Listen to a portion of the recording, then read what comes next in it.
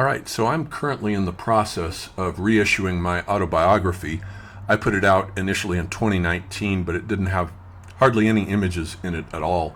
And now, since we've discovered this AI high-resing, super-resing actually, software, now the new version will be loaded with super high-res, full-color images, and the book itself will be hardcover. It'll probably be about 3 times its length that it was originally when it was published without the images. So I'm going to go ahead and I've finished the first chapter, and Michael Aaron Kamens has written a foreword for it. I want to read through that because I think it's extremely good writing. And then I'll go ahead and read through the first chapter. All right, here we go. The Autobiography of John David Ebert with a foreword by Michael Aaron Kamens. And this is me in Elliott Bay Bookstore in Seattle in 1999 at age 31, signing copies of my first book, Twilight of the Clockwork God, Conversations on Science and Spirituality at the End of an Age. And that was a lot of fun. In many ways, that my first book, it was hardly my best. It was just apprentice work. But nonetheless, it sold very, very well, better than any of my subsequent books did. All right, and then acknowledgements, as usual, go to my brother Tom. He's always got the IT under control, Michael Aaron Kamens, and to Mary Church as well. And here she is. This book is lovingly dedicated to Mary Ruth Church, who was born in 1990 and died in 2019. And this is a selfie that she took of herself in 2014 at her apartment in St. Petersburg, Florida. Kind of gave it a Gerhard Richter Vermalung feel to it. Slightly out of focus, blurred. Now it's a work of art. If it was just a simple selfie, it's not a work of art, it's a portrait. This is now a work of art. She's increased the semiotic complexity of the image. All right, and then here I am, my first appearance in this particular lifetime. John David Ebert and his mother Leslie Elaine Wagenseller in 1968 at 3 months old. My mother is 19 years old here. All right, and there's Michael Aaron Kamens, the great Los Angeles poet, who was kind enough to write this foreword. I'll go ahead and read that. I first wrote to John David Ebert on a Facebook post sometime in 2011. It was to thank him for the work he does. At that time, this included books like Celluloid Heroes and Mechanical Dragons, and Dead Celebrities, Living Icons, and also what will someday be considered a classic of YouTube's golden age, dozens of videos from a lecture on the evolution of consciousness, which Ebert had done for the Astrological Institute in Scottsdale, Arizona. In 2010, almost a decade before Jordan Peterson and the IDW mainstreamed the YouTube intellectual, e.g. in the spring of 2018 when they were featured in the Washington Post and the New York Times, John David Ebert was ahead of the curve. If you frequented YouTube in 2010 and were curious about Gene Gebser, Oswald Spengler, or mythologams in popular culture, no doubt you found John David Ebert. You would have also found that Ebert was a unique and visionary film critic, no relation to Roger Ebert, whose sharp video essays on classics like The Shining, Blade Runner, Star Wars, Apocalypse Now, etc., charmingly poor in production value and sometimes suppressed for copyright violations, were some of the best things on the internet. From there, the next logical click would take you to his and John LaBelle's culturaldiscourse.com and Ebert's first books. In that same Facebook post, I described Ebert's work as an antidote. I don't remember what I was referring to at the time, but in the light of the last few years, the implication has become clearer. From the sweeping rise of populism, Antifa riot mobs, and alt-right meme trolls to the repudiation of our academic institutions and central news networks, we are in the midst of the kind of psychic epidemic that Carl Jung wrote about in the 30s and 40s in Civilization and Transition. As Ebert explained in a video on the contemporary German theoretician Peter Sloterdijk, a philosopher with whom he shares the same birthday, electronic media, from radio to Twitter and MMOGs, is a sports arena medium, retrieving the mentality of the Roman gladiatorium. It is, in contrast to literary media, a disinhibiting medium that infects us all with the aggressive psychology of the mass man. But those of us who have followed Ebert's work over the last decade, which would grow to 33 books, that's the current count as of now, not when he wrote this in 2019, it was like, I think it was 29 or so, and hundreds of videos on philosophy have been immunized against these cultural epidemics, i.e. we have learned from Ebert how to think about culture and how to think in a way that integrates logos and mythos, as well as print, literary, and image, electronic. As a public intellectual and an independent scholar, Ebert represents and promotes a rare type of intellection today, that of the generalist. And I would argue this is precisely the style adapted to deal with the toxic information circuits within which we are entrenched. Ebert, in contrast to the specialist, whose thought processes are iterations of print and assembly line technologies, not suited to the complexity of today's open networks, are like insects, prone to swarm and hive politics caused by digital mimetic epidemics. Because they are fixated on the idiom of their specific technical domain and do not see the syntax of culture or cultural morphology, they are vulnerable to the suggestive power of digital neo-tribal memes, which stand in like newspeak or in-group slang as compensations for a pathetic lack of cultural and archetypal literacy. Because of information overload, it is natural to abandon sorting at the granular level of facts and their perusal beyond sound bites, and instead to rely on the Gestalt pattern recognition hardware of the right hemisphere brain. But without literacy in images and in the history of culture, ideas, and of the media that have shaped these, from Paleolithic caves to the desktop interface, one is bound to detect paranoiac patterns, whereby mythology becomes literal conspiracy and the violence of the last century a persuasive strategy. Ebert has done more than any other public intellectual within the last 10 years to counter this specialism. His YouTube channel, for example, is like a classical school integrating the intellect with the mythopoetic imagination, mythos plus logos.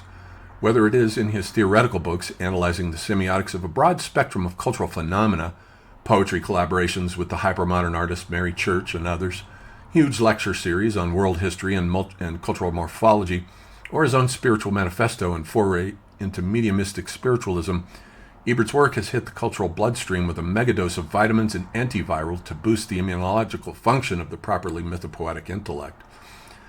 At a time when influential academicians impugn the intellect as an instrument of Western colonialism, or New Age popularizers who associate the intellect exclusively with the ego and implore us to give it up for the power of now and other various subtle or somatic energies, or the science popularizers who claim that the intellect is only an instrument for doing science and making sense, Ebert's work has indeed been an antidote. But in the decades since I wrote that first post to John, we find our society without even the pretense anymore. Even the fake news tells us we are in a post-truth era. When I read an early draft of the autobiography of John David Ebert, I couldn't help thinking how it's been about 200 years since Goethe published his autobiography with the subtitle Poetry and Truth. If the words poetry and truth tell us something about Goethe's century, what would a Western poet in 2019 subtitle his autobiography in a post-truth era? Truth, after all, has become an ordeal for us today. For one thing, information is no longer scarce but ordered in classified patterns, McLuhan, such that with alphabetization, for example, one could go out and get it like a hunter for sport. Today we are on the defensive, for information is something we have to filter out. It is an ordeal. Perhaps then we can call Ebert's autobiography, quote, Poetry and Ordeal, end quote. And one of its central themes is that of ordeal, or what Ebert will call threshold crossings. The word ordeal evokes the world of shamanistic initiation or spiritual ordeal. A recent book, The Hermetic Deluge, Joshua Ramey, puts it in a way that fits equally with both the life and work of John David Ebert, as the reader will soon encounter. The power of thought for Deleuze consists in a kind of initiatory ordeal. Such ordeal transpires through an immersion of the self in uncanny moments when a surprising and alluring complicity of nature and psyche is revealed. Ebert's ordeals, the threshold crossings of sex and violence, of births and deaths, of love and loss, should be taken within this framework, the motif of the shamanistic initiatory spiritual ordeal. These are periods of madness and illness during which a shaman is abducted by spiritual demons, taken on an underworld journey, dismembered and reconstructed. A mundane organ or bone may be swapped for a sacred or magical one, and if the shaman has sufficient strength, he or she will recover from this threshold crossing with the ability to shamanize. The parallel between the shaman and the artist has been an essential part of modernist aesthetics since the 19th century, the symbolist poets, for example, and Ebert's life certainly expresses this archetype. In Ebert's autobiography, even something as mundane as an appendectomy, for example, is rife with these magical intimations of magical organ swapping through Ebert's shamanistic poet's gaze. On a chapter about his early life, Ebert remembers always being fascinated by a very large and mysterious canal that was located across the street from my maternal grandmother's house. Its smooth mud-brown surface was so polished that it looked like enamel. The most basic shamanic practice is simply to imagine traveling down a hole into the ground or a mysterious canal. Even the city of Ebert's birth in Phoenix, Arizona, the bird of resurrection, is emblematic of this theme and the meaning of such ordeals. The phoenix self-incineration has the meaning of a serpent shedding its skin. The phoenix rises from the ashes renewed, just as Ebert will rise from the ashes of his own manic conflagrations throughout the story of his life. In one of the more harrowing and Bukowskian comic chapters of the book, we find Ebert driven mad by love to the point of cutting himself, and this also has important parallels with these shamanic initiatory ordeals. Mircea Eliade writes in his classic book Shamanism, "By becoming frenzied, he suddenly loses consciousness, withdraws to the forests, feeds on tree bark, flings himself into water and fire, wounds himself with knives," emphasis added. But why such ordeals? Poetry, or poiesis, means to bring something new into being. In Ebert's autobiography, this could be truth, but it also seems to be a new kind of self and freedom.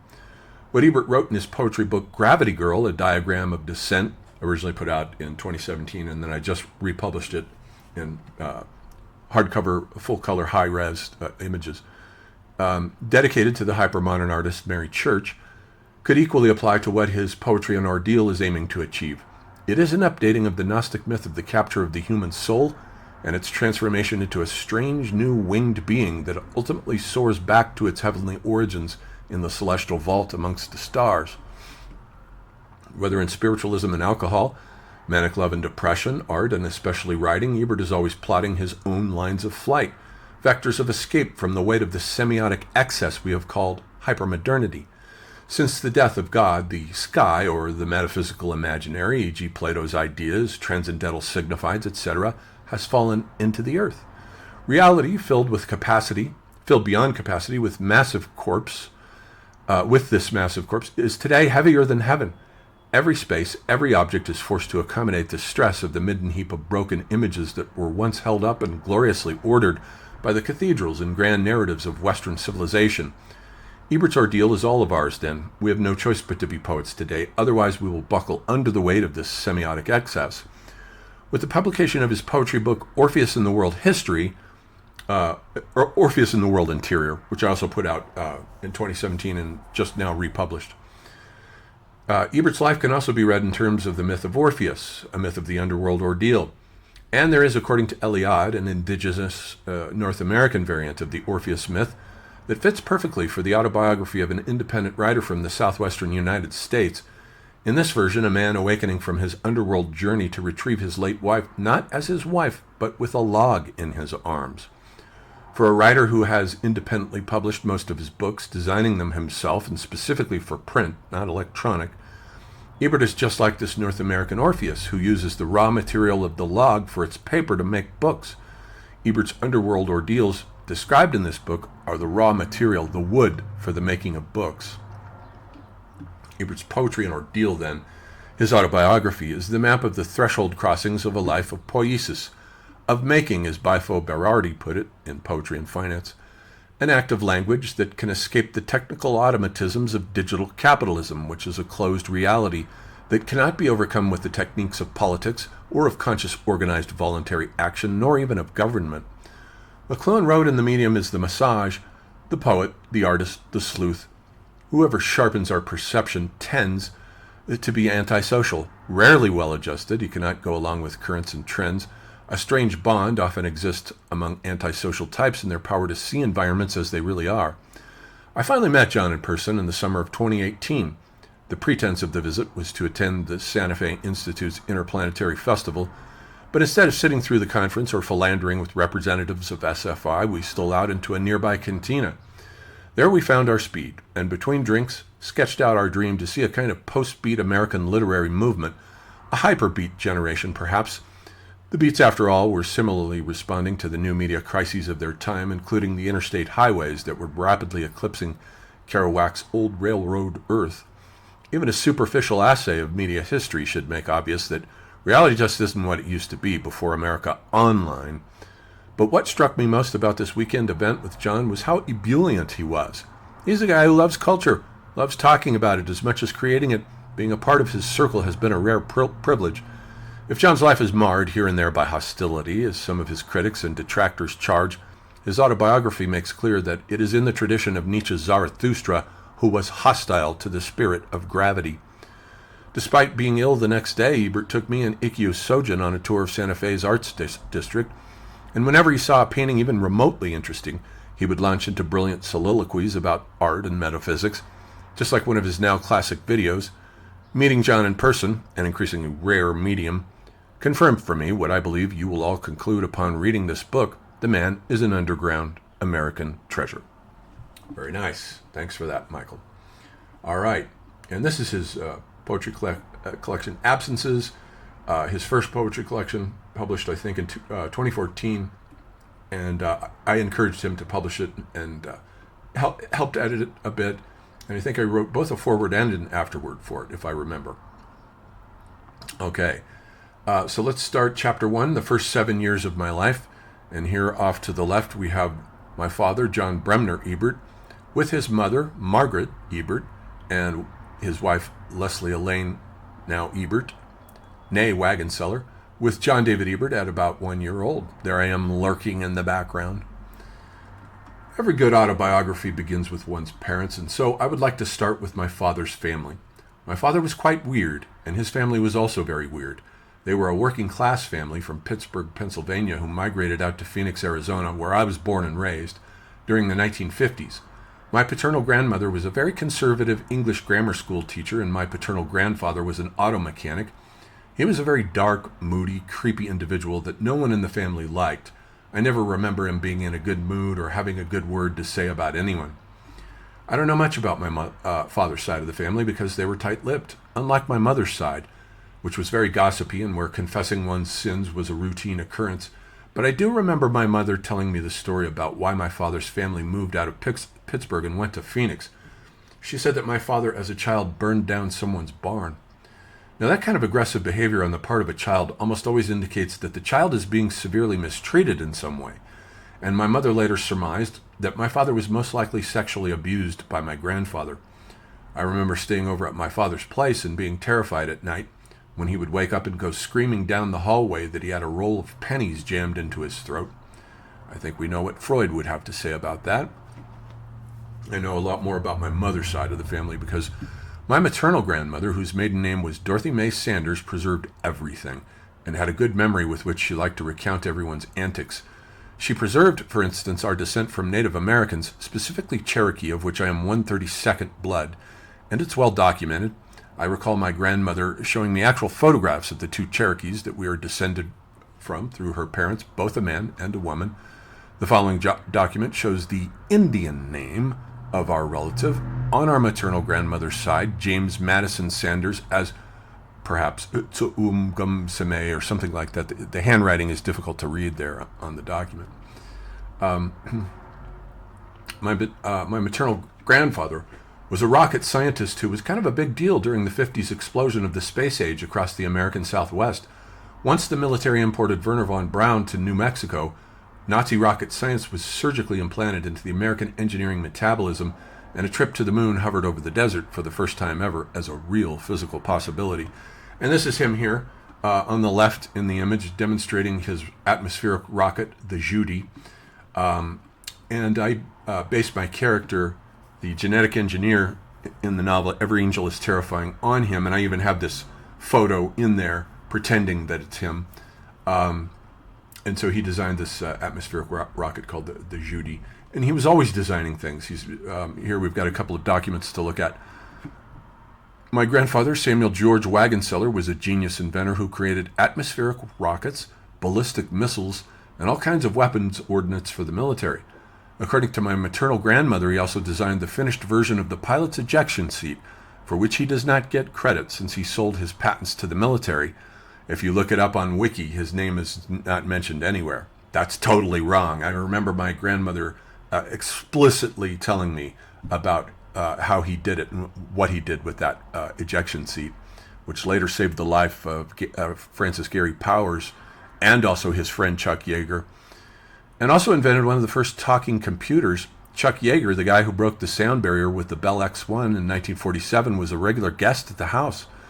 My grandfather, a sort of modern Daedalus, was always crossing the Southwest from Los Angeles to Arizona and New Mexico, working for various aerospace contractors, but he eventually settled with my grandmother in a small house in the Arcadia district of Phoenix, right in front of Camelback Mountain.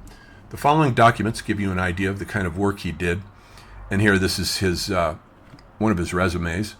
S.G. Wagenseller, project engineer, experience with Tally Industries 63 to 65. As project engineer, Mr. Wagenseller designs, tests, and produces electromechanical devices, ballistic devices, and rocket motors for aircraft and missile applications and for atmospheric sounding systems. From 60 to 62, he was with Rocket Power, Inc.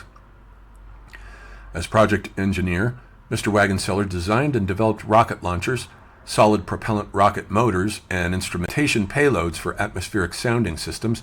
He also supervised flight test operations at Pacific Missile Range, Tonopah Test Range, and White Sands Missile Range, 3 years. From 59 to 60, he was at Talco Engineering. As preliminary design engineer, Mr. Wagenseller, our name actually was originally in German, it was Wagenseil, which means someone who makes wagons. Prepared design proposals to meet customer requirements for electromechanical devices, ballistic devices, and rocket motors. Education at Arizona State University, got a BA in mathematics, a BS in electrical engineering, and he did grad work in electronic engineering. So this was a guy with a brain. And here he is, a sort of top secret classified document where he was creating ordnance for the United States Navy. This is a confidential document here that's addressed to from Head Explosive Ordnance Branch to S.G. Wagenseller.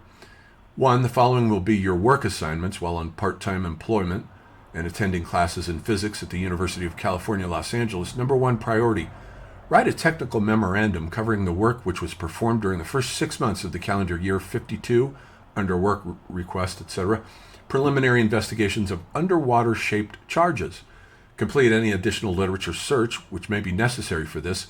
Your location will facilitate consultation with members of the Underwater Ordnance Department concerned with this work. Number 2 priority, continue the work on studies of damage to armor by shaped charges having aluminum cones. Literature search and planning of tests will be done by you, and the tests will be carried out by personnel of Code 4015. The results of these tests will be passed on to you for further research and preparation of a technical memorandum on this subject. Number 3 priority, perform such literature searches, physical and mathematical analyses, and computations as may be required by the branch. 2, you will keep the Explosive Ordnance Branch informed of the progress of your work in order that additional work assignments may be made so that you will have sufficient work to occupy your time, and so on. So this is serious stuff here. And here they are. My maternal grandmother, Dorothy Mae Sanders, and grandfather Samuel George Wagenseller, newlyweds.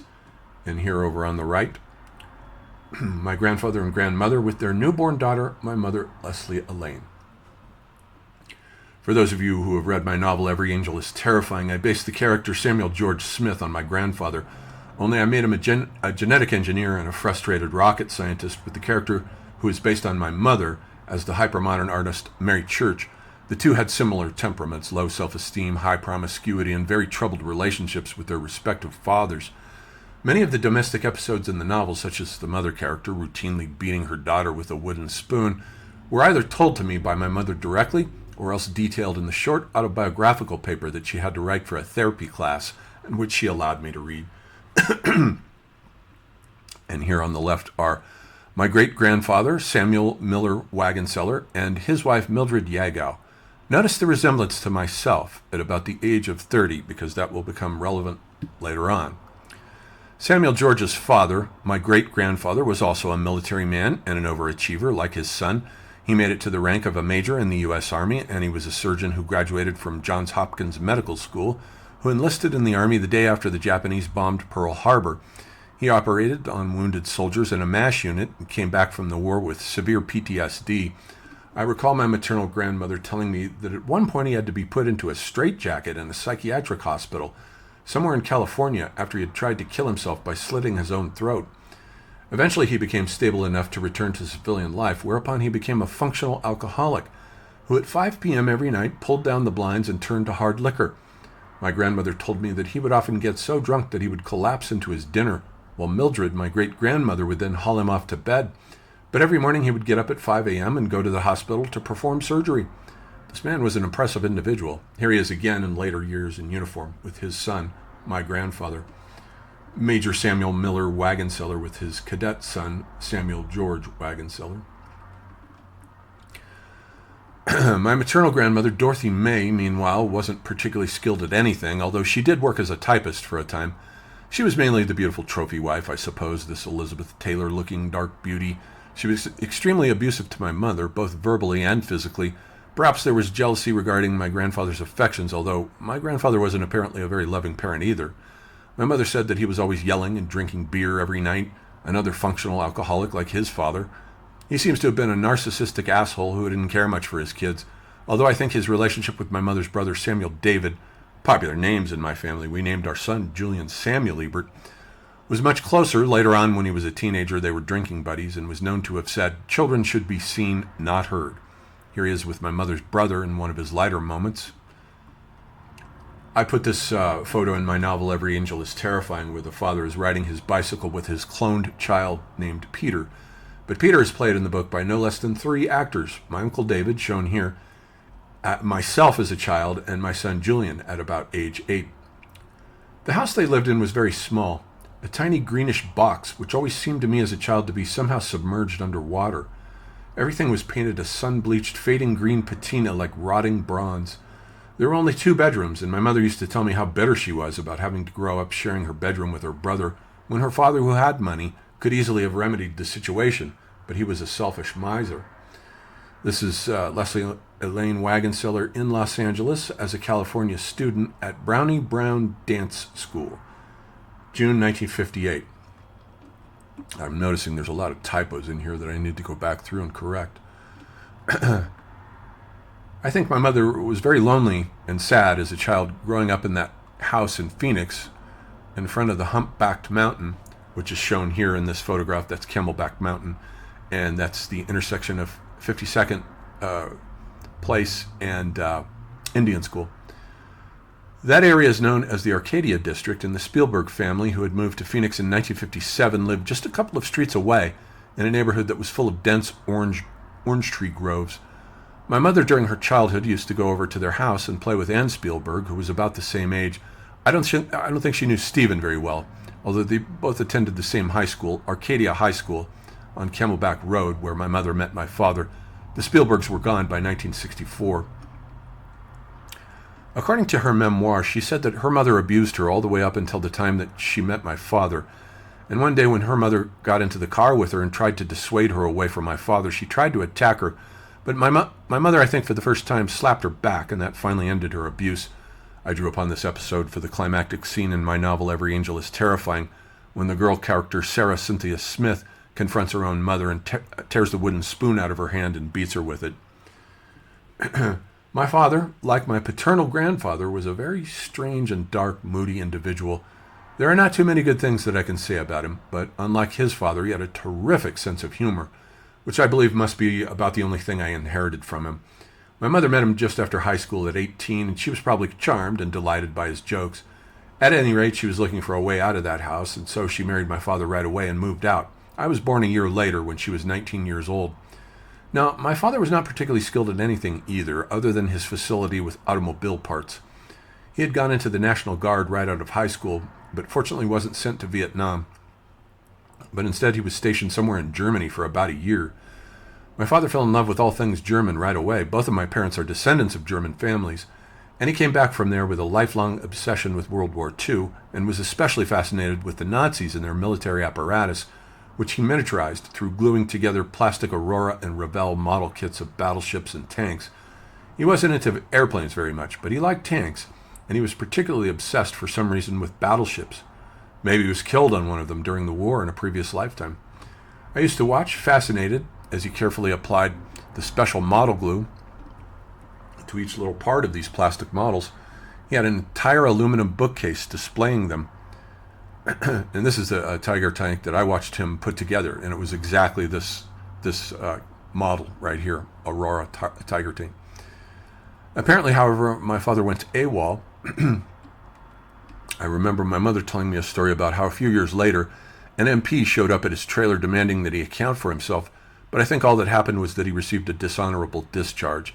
He didn't like the military life much. My father, like myself, didn't like authority either. At the beginning of their marriage, my father was employed at a machine shop for a while, but then one day was fired for some reason or other and never worked again. He always refused to work, and his mother enabled him by giving him a weekly stipend to live on. I think she felt guilty about his childhood abuse, and for the rest of her life supported him financially. My mother's 7-year marriage to my father was a desperately unhappy one. She was able to hold a steady job at an electronic assembly plant up the street called Motorola. I never remember her being around much, though. And from her autobiography, I later learned that she was usually out cheating on my father most nights. After having my brother when I was 4 years old, she ended up aborting a third child because she didn't know who the father was, a complication that often occurs with promiscuous women. My earliest memories, however, come from the three of us living in a tiny apartment somewhere in Phoenix. Now, I have no idea why I chose to incarnate in Phoenix, of all places. Phoenix is a sprawling, decadent, soulless urban agglomeration, the 6th largest city in the United States, packed with 3 million inhabitants across the striated space of a desert bowl, surrounded by ancient mountains with jagged spines. The Hohokam, which, along with the Mimbres and the Puebloan peoples, are one of the 3 major southwestern Native American groupings, had created a very complex irrigation system along the Salt River, one of the tributaries of the Colorado River. Indeed, it was the most complex irrigation system in the world at that time. They built over 1,000 miles of dams, canals, and waterways, some of them 20 miles long and 20 feet wide. Their population may have been as high as 80,000 people at its height. But then a 22-year drought hit the entire American Southwest in 1275 Common Era and virtually wiped them out. Today's Papago and Pima Native Americans are about all that's left of them. And here I got this image from Gemini AI. I told it specifically and exactly what I wanted, and it produced an awesome image of the Hohokam and their irrigation system. When settlers in the 19th century arrived, they found the remains of the Hohokam canal system and resurrected it to become the basis for an agricultural economy based upon the cultivation of crops such as cotton and corn, with massive, colorful rows of orange, grapefruit, lemon, and lime trees burgeoning out of them. Darrell Duppa, who is a very learned and erudite man and also a Freemason, named it Phoenix after the mythical Egyptian bird. I remember always being fascinated by a very large and, to my childhood self, mysterious canal that was located across the street from my maternal grandmother's house. Its smooth, mud-brown surface was so polished that it looked like enamel. And this is what Michael Kamens was referring to in his foreword. And this is the actual canal by her house. It's still there, and it looks exactly as I remember it looking. Phoenix, however, is a place with no future. In 2 or 3 centuries, it will be a massive ghost city of rusting skyscraper shells and rotting skeletal houses. Global warming is drying up the Southwest, which will eventually be full of such dead metropolises as gigantic dirt-brown haboobs routinely stain the skies with a dense copper sheen as they blow through and ruin the topsoils. The main source of water for Phoenix is the Colorado River, and that river, together with all its Gila Basin tributaries, is slowly drying up. The summers are unbearably hot and getting hotter. I remember that when I was growing up, we always had to wear jackets on Halloween when we went trick-or-treating, but nowadays Halloween is mild and sometimes even warm. And there it is, an AI-generated haboob, and yes, they are about that big. They look apocalyptic whenever they sweep through, usually during the summer. So my earliest memories are of living in this tiny apartment complex. I remember hating my father from day one. He was always very severe with me, occasionally hitting me, and he was very often moody and angry. He never drank, but he didn't need to, as he was already unstable enough. He could turn mean on a dime. At one moment he would be jovial, and then the next, for some mysterious reason, he would turn vicious and nasty. I remember always being unsupervised, walking around this complex from about the age of 3 years old. These were the days of the hippies in the early 70s, and I recall that they often had their doors open and were smoking pot as I would wander into their apartment, and they would ask where my parents were. I would invariably shrug my shoulders because they never knew or cared where I was or what I was doing. I would often wander off on my own, exploring empty coffee-brown fields populated with brittle creosote bushes and mint-green palo verde trees. One day when I was about 4, I found myself crawling in a field through a barbed wire fence that tore my legs up. When I arrived back at the apartment, my mother predictably was never around. My father was irritated with me and roughly took me into the bathroom to wash my stinging legs off in the sink. A similar episode happened one day when I reached up to touch the electric coil on the stove that was no longer glowing, so I assumed it was safe to touch it, but my father warned me not to. I didn't believe him, and so touched it anyway, and that lesson taught me for the first time what real serious pain felt like. I remember him bandaging my fingers with an irritable cigarette dangling from his mouth as he did so.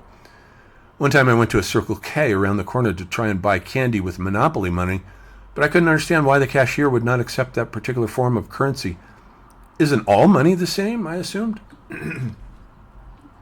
When I was 4 years old, she brought my brother home from the hospital and sat on the threadbare couch in the living room with him as she explained to me that I now had a brother. I had no idea what she was talking about. I didn't know what the word brother meant. Was it some kind of a toy or something? I stared at this small pink creature she was holding and tried to figure out what his ontological status in my world now was. My mother and father in about 1973, with my new baby brother sitting on my mother's lap. But now there were four of us, and my father wasn't working. Years later, my mother told me that one day she got on the phone to his mother and yelled at her because she had learned that just after my father's brother married, and the brother was always the favored kid, he later became a Scottsdale police officer with exactly the opposite attitude toward authority than my father's. She had helped him and his wife buy a place to live. My paternal grandmother was extremely conservative and always had money. She had made a decent amount of it by investing in the stock market, but was, alas, a miser. However, as the result of my mother yelling at her, my grandmother, to her credit, then proceeded to buy us a trailer located in the khaki and dun-colored desert with a nice view of Papago Mountain, a peculiar salmon-colored rock that is full of large round holes. It seemed incongruous with the landscape, more like something you'd find in the Australian outback. And here it is. This is about the view that we had from the trailer park, and there was this stretch of desert between the golf course and our property. It was a beautiful view. Now they've raised that trailer complex to the ground, and they've put in condominiums, of course. The front yard had no grass, and we lived near a chain-link fence that separated our property from a narrow strip of desert overlooking a huge lime-green golf course. Horses from the nearby riding stables would frequently go past the fence, while in the sky above the golf course, Huey helicopters were always flying in formation to land at the National Guard base that was located at the foot of the Papago Mountains. So we moved into this trailer right after my brother was born, when I was 4, this unhappy little family. My mother got a job up the street at Motorola, and she was not only absent in the daytime, but well on into the nights, too. My father's job, meanwhile, was to, quote, watch me, but he never did, as I remember once more always being out on my own exploring the desert by myself. I recall one day climbing over the chain-link fence and attempting to burn down a Palo Verde tree with a pack of matches that I'd stolen from my father. There was an abandoned couch cushion at the base of the tree, and I remember lighting it and having a little campfire going when a guy went past on horseback and asked me what I was doing. I explained to him innocently that I'd found this fire burning here and was trying to put it out. I covered it hastily with dirt until it was out, and he and his horse clomped away. Children who start fires, just like my father before me had done, are being mistreated in some way. I was already unconsciously perpetuating the cycle of abuse. One day I was absent from the trailer for the entire day, which wasn't unusual. But that night I didn't go home because another family at a trailer up the street had invited me to stay and eat a spaghetti dinner. Well, I wasn't going to refuse that. By the time I made it home, however, it was already dark, and my father stood waiting for me in the driveway, a dark, spindly stick figure of a man. The moment I sauntered up the hill into the driveway, he proceeded to beat me. It wasn't that he cared where I'd gone. He was just worried about the trouble he'd get into with my mother when she found out he wasn't watching me. My father was a very sadistic individual. He used to make me recite the alphabet, and when I couldn't remember the exact sequence, he would slap me until I got it right. Whenever I spilled something on the kitchen floor, which was covered with faded cream-white tiles, he would force me to lick it up. He would hold the back of my head down to the floor and keep it there until I had licked up the entire substance, most likely chocolate milk. My father was a sugaraholic and mostly subsisted on sugary foods like peanut butter and jelly sandwiches, which were almost the only thing he ever ate. He had by then lost all his teeth and could only chew soft foods. He was always going to the convenience stores up the street every night, a grimy fluorescent U-totem at one end of 52nd Street, where it intersects with Van Buren, and a Circle K at the other. where it intersects with McDowell Road, to buy himself some chocolate milk and a package of Dolly Madison powdered donuts. The vanilla-stained interior of his refrigerator was always lined with half-empty Pepsi cans and peanut butter and jelly sandwiches in various stages of completion. I never liked Pepsi. I was always a Coke person. One of the few good things that came out of this period was my introduction to the world of culture through watching late-night horror films on television with my father. He would always let me stay up late with him, and we would watch Universal horror films from the 1930s on late-night television. Back then, there wasn't any cable TV yet. There was only the big three networks, CBS, NBC, and ABC, and we would watch Todd Browning's Dracula, or James Whale's Frankenstein, or Frankenstein Meets the Wolfman, or Claude Rains in his role as the marvelous Invisible Man. I was completely captivated watching him unwrap the bandages on his head, only to reveal the presence of thin air beyond them. I learned about death one night while my mother and I watched Harryhausen's 1953 classic giant monster movie, The Beast from 20,000 Fathoms. I had already discovered sex from looking through the stack of old Playboy magazines that my father kept beneath the bathroom sink. I felt erotically charged looking at the images from about the age of 5, and one day I actually took off all my clothes and went streaking down the driveway and across the street. Fortunately, no one learned of this episode, and I have no idea where my parents were when I did this. Man, there's quite a few typos in this that I've missed. I'm going to have to go through this a little more carefully. But at the end of the Harryhausen film, his first, as the beast lay dying in agony with flames burning at an amusement park surrounding him, I asked my mother what was happening to the creature, and she said that he was dying. I asked her what that meant, but she just explained that when something died, it ceased to exist. That puzzled me. One night on a trip with Father to the local 7-Eleven, I spotted on the magazine rack a copy of Famous Monsters of Filmland, issue number 110 to be precise, which featured on the cover the rotting pea-green visage of Boris Karloff in The Ghoul. And this is it over here. I remember it exactly.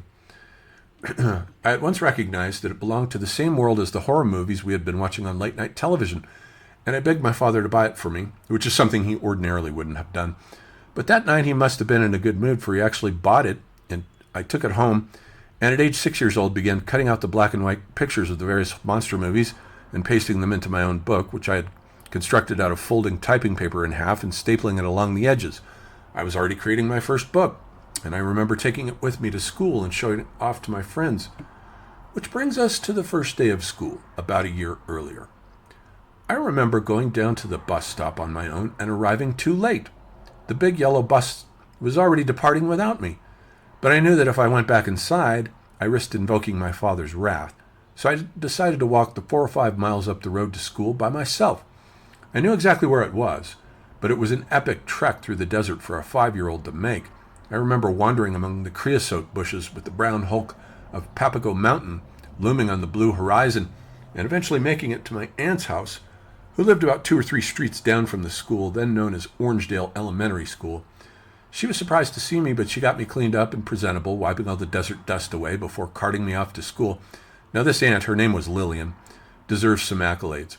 She was my father's mother's sister, and she alone out of all these people gave me unconditional love. She never married and always lived by herself. My mother later told me that she suspected her of being a closet lesbian.